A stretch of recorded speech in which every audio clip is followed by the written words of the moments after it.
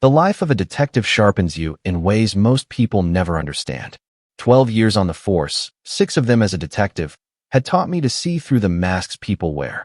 I'd watched liars crumble under the weight of their own contradictions, caught criminals in the act because of a single overlooked detail, a smudged fingerprint, a hesitant glance, a story that didn't quite add up. You develop an instinct for deception, a sixth sense that hums in your gut when something's off. But when it's your own wife, that instinct falters. You second-guess yourself. You tell yourself you're tired, overworked, maybe even paranoid. That's what I did, at least, for a little while. It started with small things, subtle shifts that could be brushed off if you weren't paying attention. Sarah had always been a creature of habit, her routines as predictable as the sunrise. Every morning at 6:30 a.m., she'd rise, brew coffee, and sit at the kitchen table, scrolling through news on her phone before heading to her job as a corporate contracts manager. Her consistency was comforting, a steady rhythm in the chaos of my own unpredictable days. But a few weeks ago, something changed. She started waking up earlier, sometimes before dawn. The first time I noticed, I stirred in the dark to find the bed empty beside me. A soft glow illuminated the room, and there she was, standing by the bedroom window, her phone pressed to her ear, whispering in hushed tones. I shifted in bed, the mattress creaking under my weight. "Can't sleep?" I asked, my voice thick with grogginess. She spun around, startled, her silhouette rigid against the dim light. "Yeah," she muttered, locking her phone with a quick flick of her thumb and setting it face down on the nightstand. "Just work stuff. Go back to sleep." Her words were casual, but her posture betrayed her, shoulders tense, fingers lingering on the phone as if shielding it from view. I wanted to believe her. I told myself it was nothing, just a late-night email or a work call that couldn't wait. But the way she hid her screen, the speed with which she ended the call, set off a faint alarm in my head. I'd seen that kind of behavior before, not from her, but from suspects, people with something to hide. I pushed the thought down, but it lingered, a splinter under my skin. A week later, the second sign appeared. Sarah changed the passcode on her phone. In the 8 years we'd been married, she'd never done that. Her old code was no secret.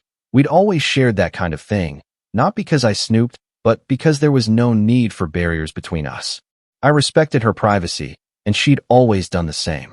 But this felt deliberate, like she was drawing a line I wasn't allowed to cross. I noticed it one evening when she was in the shower, her phone buzzing on the counter. I glanced at it out of habit, expecting to see a notification, but the screen demanded a code I didn't know. Later, as we sat on the couch, I asked casually, "Hey, what's the new code?" She froze for a split second, her wine glass pausing halfway to her lips. Then she laughed, a forced, brittle sound. "Oh, I had to change it. I read this article about how hackers can guess your passwords from fingerprint smudges. It's a security thing." It was a weak excuse, and she knew it. Her eyes darted away, avoiding mine. I nodded, letting it go, but the splinter dug deeper. She never gave me the new code. Then came the car. A black BMW 7 Series, sleek and expensive, the kind of vehicle a high-profile lawyer might drive. I first noticed it parked down the street from our house, late at night. The engine was running, a shadowy figure seated inside. I stepped onto the porch for a better look, but the moment I did, the car pulled away, its taillights disappearing into the dark. I chalked it up to coincidence, maybe a neighbor's guest, maybe nothing. But then I saw it again, parked a block from Sarah's office. And a third time, at the grocery store where she'd just gone in alone. That time, I got a closer look. I strolled past the car, pretending to check my phone, my peripheral vision catching every detail. The driver was a man in his late 40s, well-dressed, with a sharp jawline and graying temples. He had the polished, confident look of someone who always got what he wanted. His eyes were fixed on the store, waiting. I lingered nearby, blending into the parking lot's evening crowd. 5 minutes passed. 10. Then Sarah emerged, her grocery bags swinging lightly. She didn't stop, didn't acknowledge the car, but her glance flicked toward it, brief, deliberate, before she walked past and climbed into our SUV. Her phone buzzed the moment she sat down, and she checked it instantly, her face unreadable. That night, she drove home in silence, her hands tight on the wheel. I sat beside her, my mind racing. The pieces were starting to form a picture, and I didn't like what I saw. The air in our house had changed, thickened with an unspoken tension that clung to every conversation, every glance. Sarah's routines, once a comforting constant, now felt like a performance, each move calculated to conceal something. Her late-night whispers by the window, the locked phone, the black BMW trailing her like a shadow, they were no longer isolated incidents. They were threads in a web, and I was caught in it, my detective's instincts screaming that something was wrong. Yet, part of me, the part that still loved her, wanted to believe I was misreading the signs, that exhaustion from long shifts and endless cases was clouding my judgment. But I'd built a career on trusting my gut, and it was telling me Sarah was hiding something big. Her behavior grew sharper, more erratic. Sarah had always been level-headed, the calm to my storm when cases kept me up at night.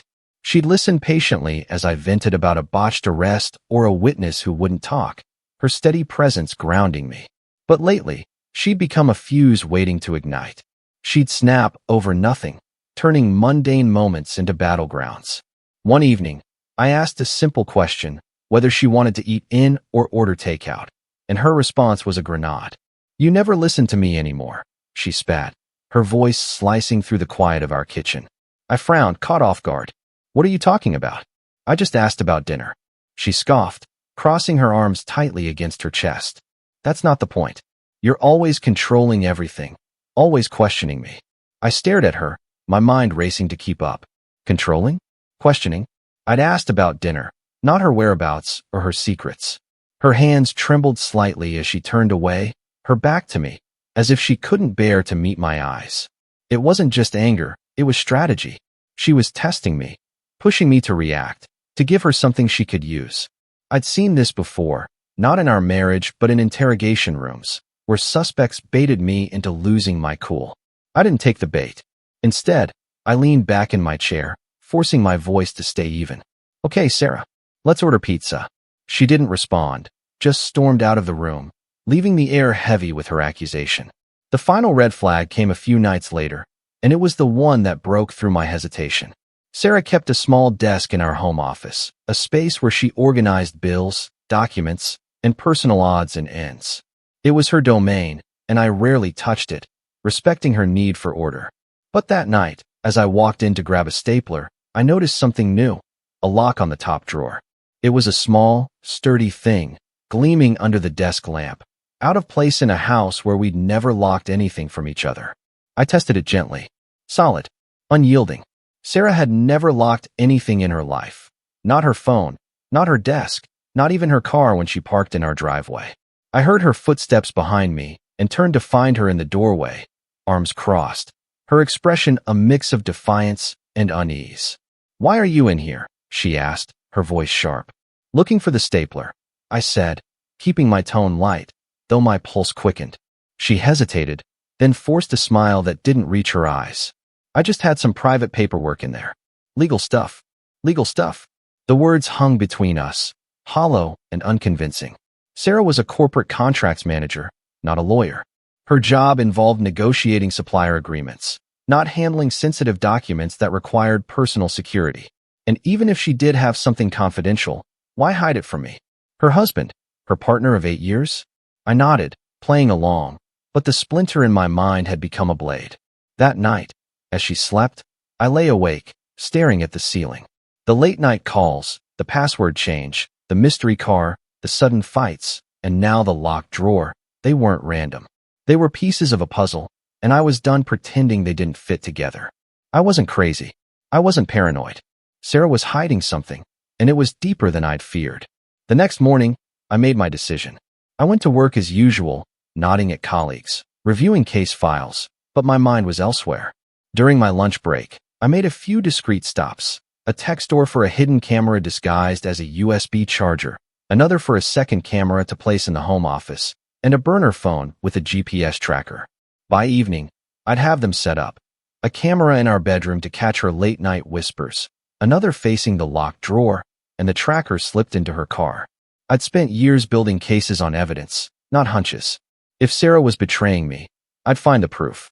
But as I drove home, my hands tight on the steering wheel, a chill settled in my chest. I had no idea just how deep her betrayal ran, or how far I'd have to go to unravel it. I don't believe in coincidences. Not after 12 years on the force, where every random detail, a dropped receipt, a nervous tick, a car parked just a little too long, turned out to be a piece of the puzzle. The black BMW, with its sleek lines and waiting driver, wasn't just a car. It was a signal, a flashing neon sign that Sarah was hiding something big. The moment I saw her glance toward it in that grocery store parking lot, her face unreadable but her eyes sharp with intent, my gut told me everything I needed to know. She wasn't just cheating. This was something worse, something calculated. I needed proof, and I needed it fast. That night, while Sarah slept, I moved through the house with the precision of a man who'd served 100 warrants. The glow from the USB charger camera I'd installed in our bedroom was faint but steady, its tiny lens trained on the space where she'd stood whispering into her phone. The second camera, tucked discreetly in the home office, watched the locked drawer like a silent sentinel. The burner phone, with its GPS tracker, was ready to slip into her car the next morning.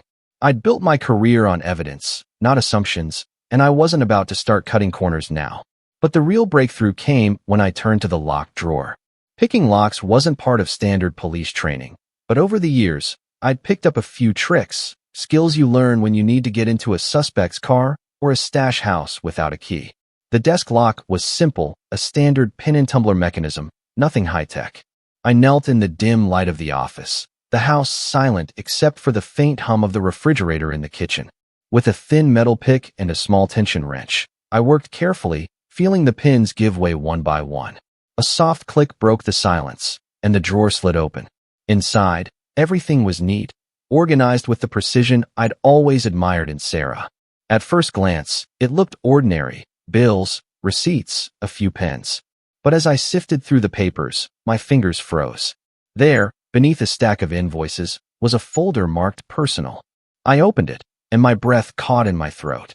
Divorce papers, already filled out, signed by Sarah, and dated for next week.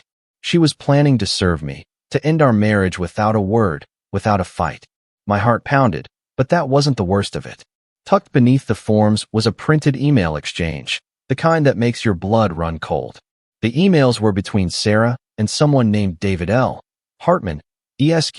I knew the name instantly. Hartman was one of the top divorce attorneys in the city, a ruthless shark known for winning cases by any means necessary, no matter how dirty. I scanned the page, each word hitting like a punch. David, everything is still on track, Sarah wrote. I'll make sure the incident happens before the weekend so we can expedite the restraining order. I don't want him in the house when this starts. Can you confirm how soon we can lock in the financials? Hartman's reply was chilling. Don't worry. As long as we have documented abuse, you'll have the upper hand. If he refuses to leave, call the cops. Make sure there are marks. Nothing too obvious, just enough for the responding officers to consider him a threat. He won't see it coming. I clenched my fists, the paper crumpling in my grip. Documented abuse. Marks. Sarah wasn't just planning to leave me. She was setting me up, orchestrating a lie to paint me as a monster. This wasn't about freedom or a new life. This was about destroying me, stripping me of my career, my home, my reputation. I forced myself to breathe, to stay calm. Rage wouldn't help me now. Evidence would. The next morning, I played the part of the oblivious husband. Sarah left for work as usual, her distracted peck on my cheek a hollow gesture. The moment her car pulled out of the driveway, I moved. I slipped the burner phone under the back seat of her SUV, its GPS tracker activated and linked to an app on my phone. Then I called in a favor. Carter, I said when my old friend answered. Detective Carter was one of my closest allies on the force, a man who owed me for covering his ass on a botched investigation last year. I need a plate run. Discreetly. He hesitated, his voice low. This about work or personal? Personal, I said. I'll owe you one. He sighed. Send me the plate. I texted him the BMW's license number, which I'd memorized the last time I saw it outside our house. An hour later, my phone buzzed with his response. Registered owner, David L. Hartman. My stomach twisted into a knot. It wasn't just an affair. Sarah wasn't sneaking around with her boss or some random guy. She was sleeping with the lawyer she'd hired to ruin me. The pieces snapped into place. Her secrecy, the car, the fights, the locked drawer. This was a plan, and Hartman was her partner in crime. That afternoon, I parked 2 blocks from her office, my binoculars resting on the passenger seat. Sarah's workday ended at 6, but instead of heading home, she walked straight toward the black BMW parked near the corner. I watched as she climbed in, her movements casual but deliberate. Then, right there in the car, she leaned over and kissed him. No hesitation, no shame. I snapped photos, my camera's shutter clicking softly as I captured every moment. They drove off, and I followed, keeping my distance. They pulled up to the Grand Meridian Hotel, a 5-star place downtown, far beyond Sarah's salary. I waited, parked across the street, my pulse steady but my mind racing. 20 minutes passed, then 30. Finally, they emerged, laughing, Sarah clutching his arm like a lovesick teenager, oblivious to the fact that her carefully laid plans were unraveling. I made one more call to Carter. "Need another favor," I said, my voice low. He groaned. "Jesus, man, what now?" "Access to security footage from the Grand Meridian." "Are you investigating your own wife?" "Not investigating," I said. "Building a case." I'd spent my career building cases on evidence. Hard, undeniable facts that could withstand the scrutiny of a courtroom. Suspicions weren't enough. Hunches didn't convict. As I watched Sarah laugh and cling to David Hartman's arm outside the Grand Meridian Hotel, I knew I was close to the truth, but I needed more than photos of a kiss or a GPS tracker pinging her location. I needed a case so airtight it would crush her scheme before it could touch me. Over the next 2 days, I worked methodically, gathering every piece of the puzzle she thought she'd hidden so well. The hotel security footage came through, thanks to Carter's connections. It showed Sarah and Hartman entering the lobby, their body language intimate, unguarded. I cross-referenced the timestamps with the GPS logs from the burner phone in her car, confirming she'd been at the hotel multiple times over the past month. Then there were the bank statements.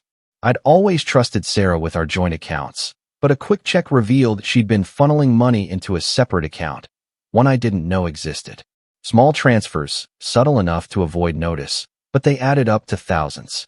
Enough to fund a new life, or maybe a payoff for her high-powered lawyer boyfriend. The emails were the final nail.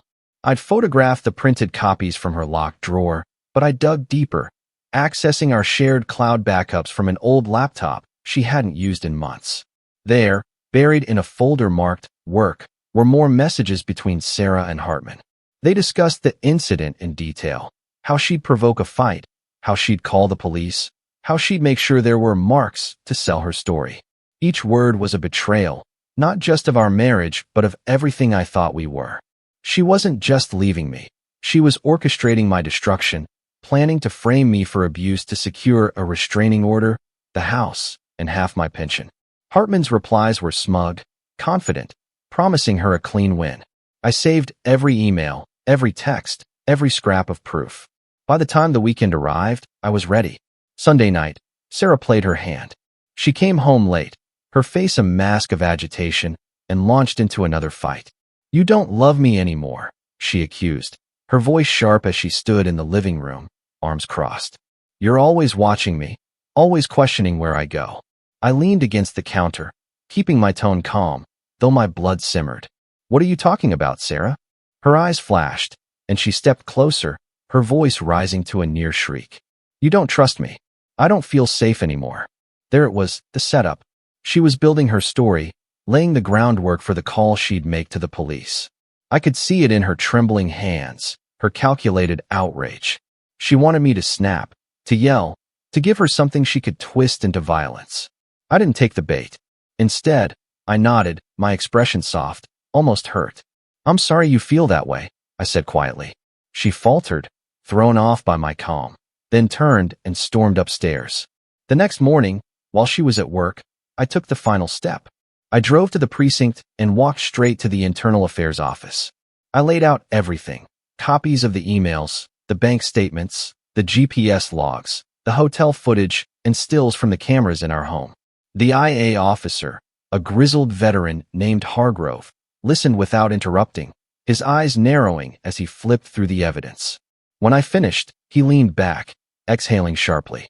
"You're saying your wife's trying to frame you for domestic abuse?" "Exactly," I said, "and she's got a lawyer helping her. I want this on record before she makes her move." Hargrove nodded, jotting notes. "Smart. We'll have a team ready when she calls." That night, I waited. The house was quiet, the air thick with anticipation. At exactly 9:17 p.m., my phone buzzed in my pocket. I didn't need to look to know who it was. Sarah had made her call. I let it ring twice before answering, my voice steady. "This is Officer Reynolds." A pause, then a calculated sniffle. "Jack, I don't know what to do," Sarah said, her voice wavering with feigned vulnerability. "I'm scared." I leaned against the kitchen counter, glancing at the faint glow of the hidden camera in the corner. "What's wrong, Sarah?" I asked, feigning concern. She took a deep breath, as if summoning courage. I never know what kind of mood you'll be in anymore. I can't keep living like this." Her words were rehearsed, her tone practiced. She was setting the stage, painting me as the volatile husband, the threat. I clenched my jaw, my mind flashing to the emails, the divorce papers, the smug promises of David Hartman. This woman, the one I'd trusted with my life, was trying to bury me. 5 seconds passed. 10. Then, a loud knock at the door. "Police. Open up. Showtime." I opened the door slowly, hands raised, calm and deliberate. 2 uniformed officers stood on the porch, Daniels and Martinez, both men I'd worked with before.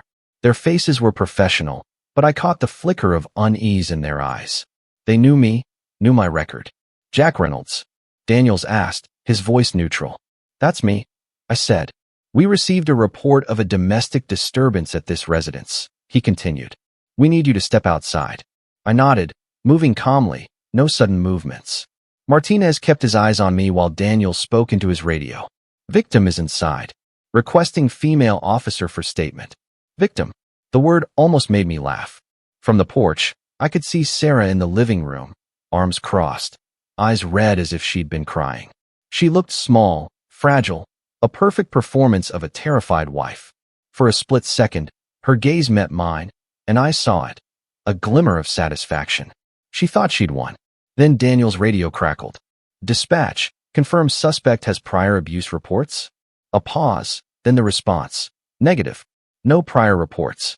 No history of violence." Daniel's brow furrowed. That wasn't standard in domestic cases. Sarah's confidence faltered, her lips twitching. She'd been so sure her plan was foolproof, that Hartman had covered every angle. But she'd underestimated me. The interrogation room at the precinct was stark, its fluorescent lights casting a cold glow over the metal table. Officers Daniels and Martinez sat across from me, their faces a mix of professionalism and unease. They'd expected a routine domestic call, maybe a heated argument or a husband who'd lost his temper. Instead, they were staring down a case that would turn their assumptions upside down. I leaned forward, my arms resting on the table, and slid a USB drive toward them. "Video evidence," I said, my voice steady. "Recorded in my own home." Daniels exchanged a glance with Martinez, who grabbed his laptop, plugged in the drive, and hit play. The first video flickered to life, Sarah standing in our bedroom, practicing her sob story in front of the mirror. "He's scaring me, officer," she said, her voice trembling with rehearsed emotion. "I don't feel safe anymore." She adjusted her tone, trying different inflections. "He grabbed me. He pinned me down." She shook her head, muttering to herself. No, too much. Keep it simple." The officers stared at the screen, their expressions hardening. Then came the second video, from the home office. Sarah on the phone, her voice low but clear. "Yeah, I'll do it tomorrow. I'll call and say he got aggressive. Make sure the paperwork is ready." A male voice, Hartman's, laughed on the other end. "Good. Once he's out, I'll make sure we freeze the accounts." The room fell silent. Martinez muttered, "Jesus Christ," under his breath. Daniels closed the laptop, his face pale. "This is enough to file a false report charge," he said, clearing his throat. "Maybe even conspiracy." I nodded. "That's why I came here first." Daniels rubbed his face, exhaling slowly. "You just dodged a bullet, Jack." I smiled, a cold edge to it. "No." Sarah just walked into one. Back at the house, Sarah was probably sipping wine, waiting for the call confirming I was in lockup. Instead, 2 more squad cars rolled up to our address. By the time I returned, she was outside in her robe, screaming at the officers. "This is a mistake. He's the monster." Her voice was shrill, desperate, but Martinez held up a clipboard with printed copies of her emails and texts. "Ma'am," he said, his tone bored. "We have video recordings, GPS tracking, and written proof of your intent to frame your husband." Sarah's face drained of color. No, you don't understand." I was scared. "He's manipulative." Daniel stepped forward, his expression unyielding.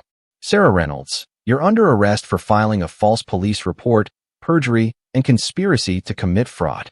He snapped the cuffs on her wrists, the metallic click echoing in the night. Her eyes shot to me, blazing with hatred and disbelief. I met her gaze, unflinching. "Guess you should have hired a better lawyer," I said, my voice low but sharp. The next morning, I woke to a dozen missed calls and a sense of pure satisfaction.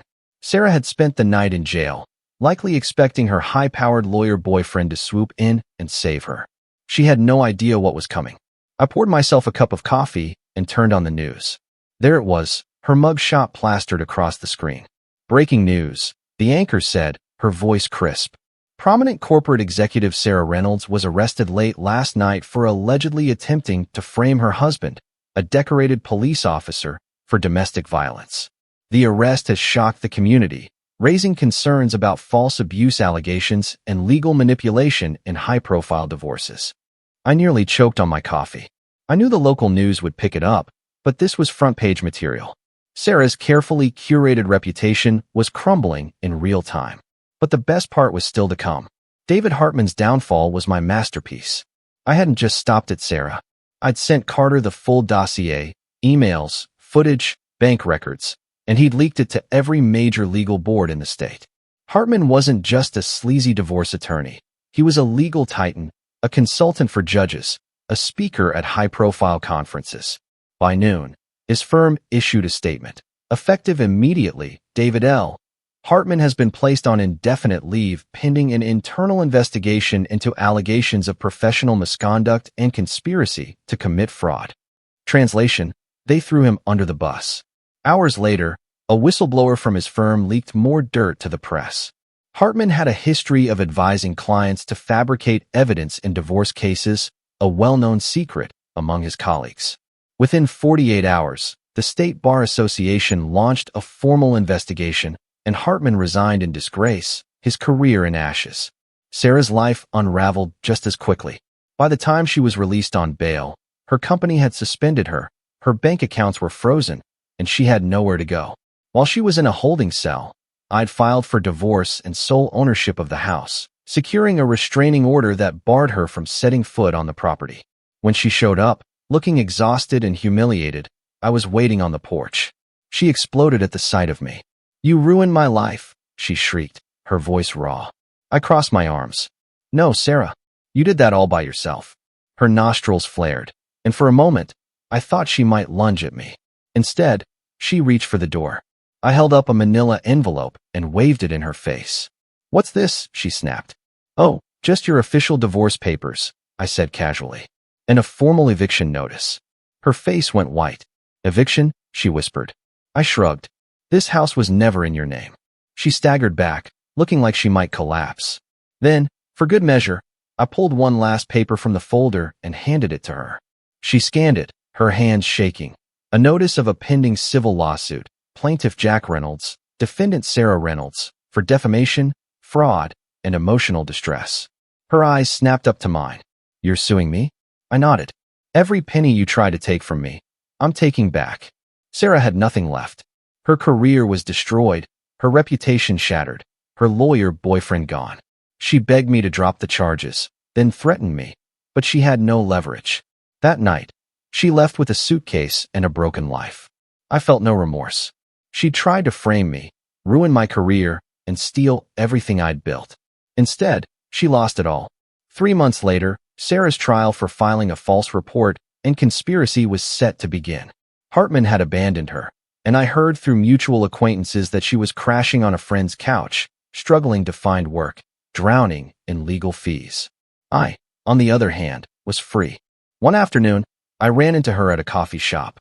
She looked unrecognizable, hair unwashed, clothes cheap, dark circles under her eyes. She saw me and froze, her jaw clenching. "Sarah," I said, taking a sip of my coffee, unbothered. "Jack," she replied, her voice barely above a whisper. For a moment, she seemed poised to speak, to apologize, to justify herself. But then she sighed, shook her head, and walked out. She knew she'd lost, and for the first time, I saw her understand the weight of it. My civil lawsuit against her settled a month later. She fought it at first, clinging to some delusion of victory, but her public defender was no match for the evidence. She agreed to repay every cent she'd siphoned from our accounts, though with no money. The judge ordered wage garnishment. Whatever minimum wage job she scraped together, I'd get a cut of every paycheck for years. She tried to trap me in financial ruin. Instead, she'd become my personal ATM, poetic justice at its finest. People sometimes ask if I regret it. The revenge, the meticulous dismantling of her life. Not for a second. Sarah didn't just cheat. She tried to erase me, to paint me as a monster and take everything I'd built. She got what she deserved. But the real victory wasn't her downfall. It was my freedom. I walked away with my career, my home, my finances, and my reputation intact. No more paranoia. No more walking on eggshells. No more fake love. Just me, my peace of mind, and a future that was mine again. Years later, I heard Sarah had left town, chasing a fresh start somewhere else. I never looked her up, never checked how she was doing. She was a chapter I'd closed, a lesson in trust and betrayal. As for me, I lived well, successfully, without regret. Because the best revenge isn't destruction. It's thriving, unshackled, while those who tried to break you fade into the past.